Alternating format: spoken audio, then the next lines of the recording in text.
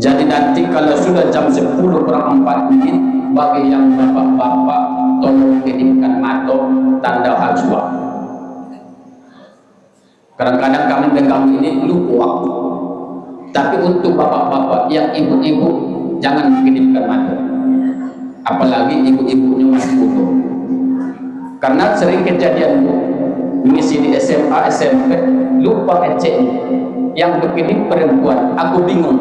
Kedipan perempuan ini mendadakan habis waktu apa ada tujuan.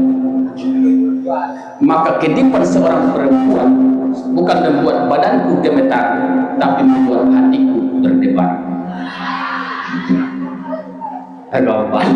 Jadi yang bapak-bapak